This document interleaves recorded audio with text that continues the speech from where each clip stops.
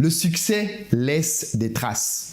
En d'autres termes, si vous voulez réussir, observez de près ce qu'ont fait ceux qui ont réussi avant vous et vous allez y découvrir des secrets que vous pourrez appliquer vous-même. Et c'est ce que je veux essayer de faire aujourd'hui avec la communauté juive. La communauté juive est aujourd'hui l'une des communautés les plus riches et les plus puissantes du monde. Et pourtant, ils sont très peu nombreux comparativement à leur impact. Pour prendre le cas des États-Unis, on a 2% de la population à peine qui est juive, alors qu'on se rend compte que les juifs font partie des personnalités les plus riches de ce pays en nombre assez impressionnant. Il fut une époque où, quand on prenait les 400 personnes les plus riches des États-Unis, plus de 100 d'entre elles étaient des juifs. C'est-à-dire que 2% dans la population et plus de 25% parmi les personnes les plus riches. Ce sont des personnes qui sont très présentes dans des secteurs fondamentaux. Ils vont être présents dans la Silicon Valley avec tout ce que ça va créer comme grandes startups qui vont derrière dominer le monde. On peut prendre pour exemple Facebook avec Mark Zuckerberg qui est juif, ou même encore WhatsApp et d'autres solutions que l'on utilise aujourd'hui qui ont été créées par des juifs. En passant, Google aussi, bien évidemment, a un de ses fondateurs qui a un père juif. Mais allons un peu plus loin que ça. Ils sont très présents à Wall Street, tout ce qui va être finance de marché, banques, fonds d'investissement, ils sont très présents là-dedans. Ils vont être très présents dans l'industrie du divertissement, tout ce qui est Hollywood. On a beaucoup d'acteurs, de producteurs, mais aussi de détenteurs de médias qui sont de la communauté juive. Ils détiennent aussi des organes de presse, très importants que l'on lit chaque jour. Mais allons un peu plus loin, ils sont aussi présents dans le Congrès américain. Ce que je dis là pour les États-Unis se vérifie dans beaucoup d'autres pays, que ce soit en France, en Pologne ou même ailleurs en Europe. Les Juifs sont souvent dans des positions stratégiques et déterminantes. Qu'est-ce qui peut justifier cela? Comment est-ce que ça peut se comprendre qu'un peuple aussi peu nombreux ait autant d'impact? J'ai pris le temps d'étudier le sujet et je me propose de te délivrer dans cette vidéo 7 raisons profondes de leur succès. Ce que tu vas apprendre ici aujourd'hui, tu ne l'as probablement déjà jamais entendu auparavant, mais c'est important parce que grâce à cette vidéo, je pense qu'on comprendra, nous, noirs, où est-ce que l'on pourrait travailler pour faire changer les choses de notre côté aussi.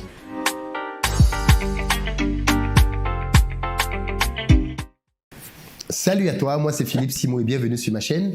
Ici, je te parle d'entrepreneuriat et d'investissement parce que c'est grâce à ça qu'on va faire décoller notre continent. Donc si toi aussi tu veux faire partie de cette belle aventure, abonne-toi pour ne rien manquer des prochaines sorties. Il y a déjà sur cette chaîne plus de 1200 vidéos qui pour certaines sont des formations qui vont t'aider à passer à l'action et à aller un peu plus loin. En parlant de formation, maintenant que le Covid est derrière nous, on peut désormais à nouveau nous réunir et c'est une très bonne nouvelle parce que ça fait plus d'1 an que les amis qui sont à Paris attendent une date pour pouvoir se réunir et parler business ensemble. La bonne nouvelle, c'est qu'on va pouvoir le faire le 21 mai de cette année. Les places sont désormais ouvertes et vous pouvez réserver les vôtres. On va se retrouver pour parler de marketing digital. Je vais vous expliquer quelle stratégie je mets en œuvre dans mes business pour pouvoir exploser mon chiffre d'affaires. Réservez donc rapidement vos places. J'ai aussi une bonne nouvelle pour les gens qui sont au pays. Le 23 et le 30 avril, on a 2 dates de formation à Douala et à Yaoundé, toujours pour parler de marketing digital. Les numéros pour réserver vos places apparaissent et en barre de description, vous avez des liens aussi à cet effet-là. Et puis la petite surprise, c'est qu'on va enfin pouvoir arriver au Gabon. À Libreville, on sera là le 7 mai. Là aussi, il y a un numéro de téléphone qui s'affiche. Dans la barre de description, vous avez un lien vers une vidéo qui vous donne à chaque fois le contenu de la journée et comment faire pour réserver vos places. Regardons à présent ensemble les 7 raisons profondes du succès des Juifs. La raison numéro 1, c'est la religion. Mais attention, pas comme vous avez l'habitude de l'entendre. Il faut juste revenir à l'histoire. En l'an 70 de notre ère, il y a eu au niveau du peuple juif un changement au niveau des autorités cultuelles. Ceux qui étaient les prêtres qui officiaient auparavant ont été remplacés par un groupe très connu qu'on appelle les pharisiens. Pour tous ceux qui sont coutumiers de la Bible, les pharisiens sont des gens rigoristes, très stricts sur les lois et qui accordent beaucoup d'importance à ce que tout le monde suive drastiquement les lois. Et quand ils sont arrivés au pouvoir, Ils ont modifié la structure du peuple de telle sorte qu'en l'an 200, on s'est retrouvé avec un certain nombre de lois qui étaient érigées et obligatoires pour tout le monde.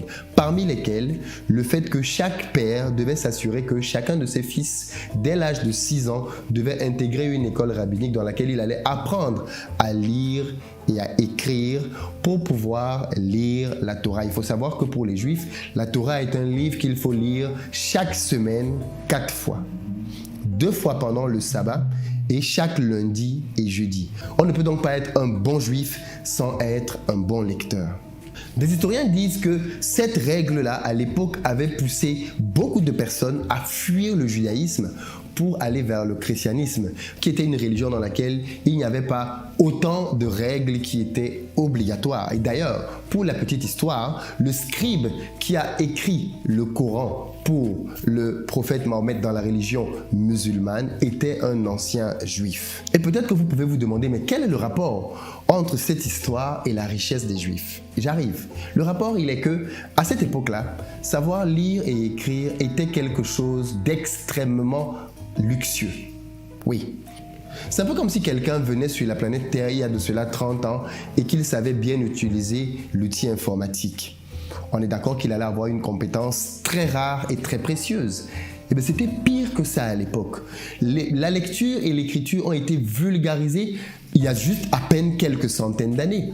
Mais pendant longtemps, savoir lire et écrire était un privilège réservé à une élite parce que ça coûtait très cher.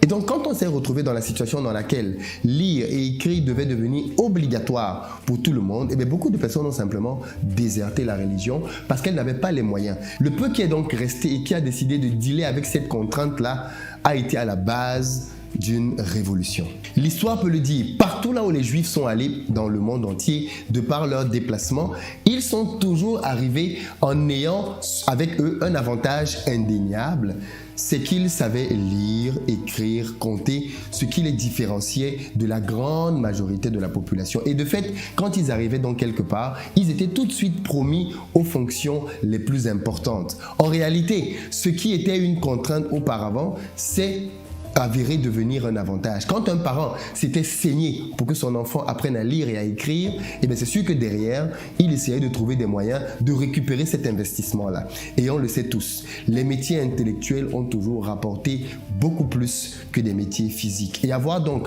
des personnes qui intellectuellement savaient raisonner, savaient écrire, savaient lire, a fait que ce peuple-là se retrouve très rapidement à se démarquer par rapport à tous les autres qui les entouraient. Voilà comment est-ce qu'une contrainte à la base dans leur religion les a poussés à avoir un avantage concurrentiel non négligeable sur les autres. Le deuxième avantage historique que les Juifs ont eu, c'est qu'ils ont ouvert les premières banques. Aujourd'hui, il est quasi impossible d'avoir une seule personne qui détient une banque, surtout si elle est importante.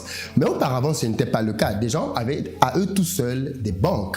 Et les Juifs ont été les premiers à créer des banques et donc à s'enrichir avec. Mais pourquoi est-ce qu'ils ont été les premiers? Là aussi, il y a un contexte historique qui a joué en leur faveur.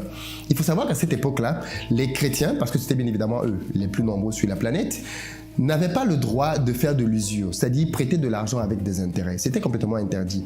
Or, une telle interdiction n'existait pas dans la Torah. Et donc, de fait, les Juifs se sont retrouvés donc à avoir tout seuls le monopole des transferts d'argent dans le monde entier. Partout là où ils arrivaient, ils commençaient à faire ce business de troc d'argent, d'usure, où je prête avec des intérêts, ainsi de suite, ce qui leur a permis de pouvoir capitaliser beaucoup d'argent. Et avec cet argent, donc, quand le moment est arrivé de la création des banques, ils ont tout de suite créé les premières banques. Et de fait, ceci a été un avantage colossal. Troisième avantage, l'instruction des femmes dans la culture juive. Vous savez que dans nos cultures, on a l'habitude de dire que la place de la femme est à la cuisine.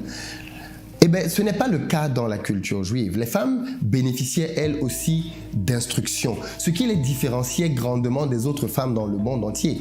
Parce que cette conception qui consiste à dire que la femme est à la cuisine, qu'elle joue un second rôle ou même un troisième rôle ne date pas d'hier. Ça a toujours été le cas. D'ailleurs, il faut bien le rappeler, hein, dans les pays qui se disent démocratiques, c'est depuis à peine 60 ans que les femmes votent dans beaucoup de pays. Avant ça, elles n'avaient même pas le droit de vote. Elles n'avaient pas le droit d'ouvrir un compte bancaire. Ok?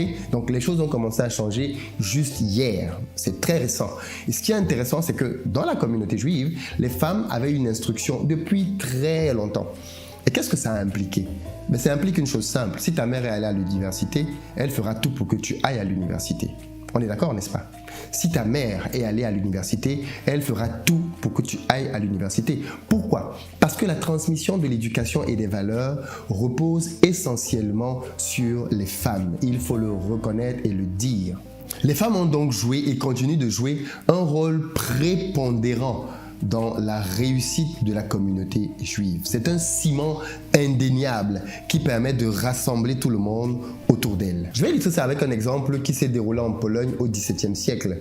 On avait constaté qu'il y avait au niveau de la mortalité infantile un grand décalage entre les enfants juifs et les enfants polonais, par exemple. Et on s'est demandé mais pourquoi? Et on s'est rendu compte que en fait, les mamans juives, en respect à leur tradition, gardaient les enfants proches d'elles, elles-mêmes elles gardaient leurs enfants et surtout elles donnaient du lait maternel à leurs enfants pendant très longtemps, ce que les autres mamans ne faisaient pas du tout en Pologne. Et conséquence, les enfants mouraient beaucoup dans les autres communautés par rapport à la communauté juive.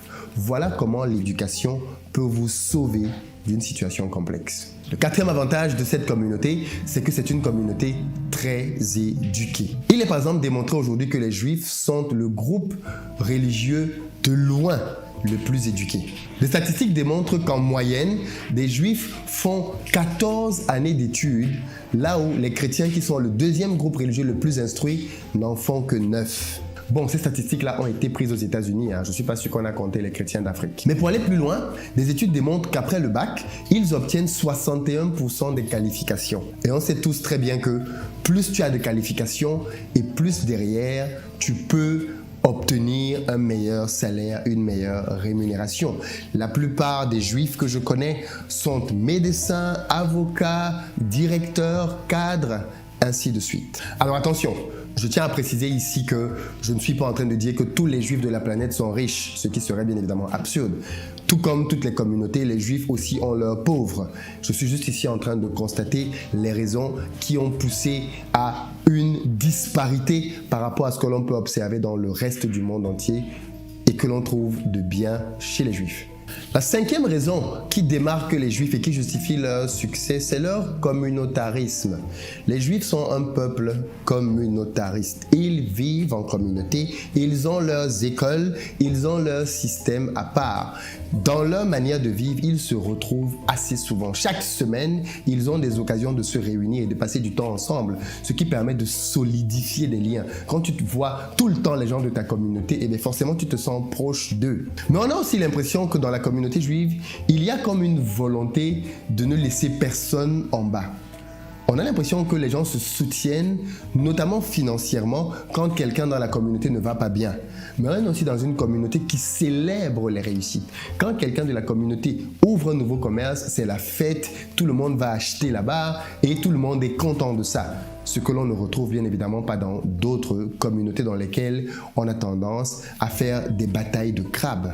Mais une autre chose qui est intéressante avec leur communautarisme, c'est la complémentarité qu'il y a dans les business. Un juif m'expliquait qu'en général, quand un juif lance un business, un autre juif qui arrive ne va pas essayer de faire le même business, mais un business complémentaire. Donc si par exemple, un juif, je dis n'importe quoi, est plombier, le juif d'après va essayer d'ouvrir une quincaillerie pour essayer de faire la chaîne. Celui d'après va peut-être essayer d'ouvrir une usine dans laquelle il fabrique des tuyaux pour que les uns et les autres puissent travailler à la chaîne et pas essayer de tous devenir des plombiers. La sixième cause de leur succès tient de leur histoire, c'est leur résilience et leur persévérance. Ce sont deux caractéristiques fondamentales pour quiconque veut réussir dans l'entrepreneuriat. Vous devez être résilient et vous devez être persévérant. Un entrepreneur, c'est quelqu'un qui encaisse des coups et qui encaisse beaucoup de coups. Et qui, quand il encaisse des coups, se relève et avance. Il n'est pas là à pleurnicher et à essayer de trouver des raisons partout pour justifier son échec. Il comprend que ça fait partie de la vie. C'est ainsi qu'est faite la vie, et ils se relèvent pour continuer d'avancer. Et peut-être que ceci tient de leur histoire et des souffrances qu'ils ont pu connaître. Mais je tiens à préciser que ce n'est pas le seul peuple qui a connu des souffrances. Le peuple noir aussi a subi énormément de souffrances. Et cette persévérance et cette résilience est connue aussi des Africains et pourrait être utilisée à bon escient dans les affaires. Il faut le dire, les Africains sont extrêmement résilients et persévérants. Mais cette persévérance doit être orientée dans le monde des affaires. Parce que malheureusement, ce qu'on constate souvent, c'est l'envie féroce de s'enrichir très rapidement et qui fait que dès que ça ne marche pas du premier coup, on baisse les bras. Septième et dernier point que j'ai vu, c'est l'éducation financière dès l'enfance. Les Juifs transmettent dès l'enfance à leurs enfants la gestion de l'argent comme une valeur importante. Et bien souvent dans les familles juives, on donne aux enfants 4 bocaux dans lesquels ils doivent mettre de l'argent avec des pourcentages affectés. 10% pour la dîme, c'est une obligation religieuse, 30% pour les investissements, et dans le bocal des investissements, en général, il y a un bonus. Les parents peuvent dire, dès que tu atteins telle somme, je double la somme que tu as mise là-dedans. C'est-à-dire une incitation à mettre beaucoup d'argent dans l'investissement.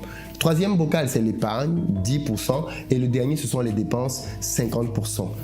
L'enfant est responsable de la gestion de ce bocal-là. Et ça permet donc très tôt de responsabiliser l'enfant par rapport à la gestion de l'argent. Voilà donc 7 points majeurs qui, d'après moi, ont bâti année après année, siècle après siècle, le succès de ce peuple-là. Et tant qu'ils continueront sur cette lancée, il n'y a aucune raison pour que ça cesse. À nous de pouvoir nous en inspirer, parce que comme je l'ai dit en début de vidéo, plusieurs de ces points sont duplicables, plusieurs de ces points sont adaptables, d'autant plus que pour ce qui concerne l'histoire, certaines parties tragiques de nos deux histoires se ressemblent. Rendez-vous donc dans les commentaires, dites-moi ce que vous en pensez, qu'est-ce que ça vous inspire, et partageons la vidéo pour que notre communauté prenne conscience qu'elle a des choses à apprendre des autres.